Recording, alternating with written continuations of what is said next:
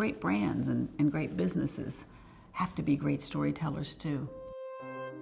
We have to tell authentic stories, emotive, compelling stories. And I think even more so because we're nonfiction. And we are building a lifelong relationship with people. And every great relationship has to be built on trust. The company's been around 150 years. It's a big, great story. We were actually celebrating the 150th anniversary when I started. Christopher and I, in one of our very first group meetings, stood up in front of all of the associates in the UK, and in that very first presentation, we told the team an amazing novel had been written about the company. So we actually brought in a cultural anthropologist to study the company, to make sure that we understood the story. And we said we should capture this story for the last 5 years so that we can pass it on to the next generation so that they understand how we've built this amazing culture, how we've turned or transformed the brand around, and that we weren't looking to write another book, but we were looking to write some really new, exciting chapters. Trust is a really big part of the values of the company, and it almost underpins every form of communication. Any constituency who's touching your brand or your business, associates, business partners, consumers, or investors, they want to trust that you're going to deliver the message, the feeling, the product that you said you were. We wanted one story that everybody could feel, everybody could see, and not just feel the emotion, but feel the energy.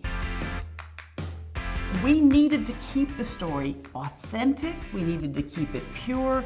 We knew we were going to target a different audience. We knew that the mediums would be different. We knew it would be so much more global than maybe things had been in the past. But the story had to be the same. So we said everything we're going to do is target this millennial consumer. And if we do that, we're going to have to speak in their language. And their language was rapidly becoming digital. So we studied this customer and then adjusted each of our strategies in order to be relevant and authentic to this audience that we were catering to. Because I think everything you do going forward, you can't do anything the traditional way. It has to be so visual. And we hit on this word energy early on and said, we want everything we do to have energy. We call our website Burberry World. Christopher, the designers, marketing, everyone looks to Burberry World and says, how can we keep innovating? How can we keep pushing the envelope, being disruptive? We want people to be able to feel it even if they don't hear it. If they hear it, all the better. This millennial consumer is heavily influenced by music. Today, everything we do, there is a music angle. Not only does it reinforce the Britishness, it is more emotive. It's a greater connector. It's just great brand behavior in this YouTube world today. If you go onto Burberry.com, there's a section called Burberry Acoustic. There's over 65 videos up of young British talent. Every month, when Christopher would put up a Burberry Acoustic act, that act is now live. We can stream it to 150 other Burberry stores.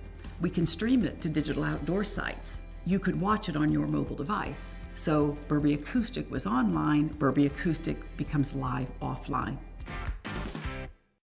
We talk a lot about blurring the lines between physical and digital. But we actually woke up a couple years ago and said, okay, wait a minute, but we're a retailer. How do we create Burberry World live? Christopher and the architects and the technology guys got together to design and create what we called the Store of the Future. Largest Burberry store in the world. It's on Regent Street in London. We wanted it to feel when you walked in the front door as if you were actually walking in to the website.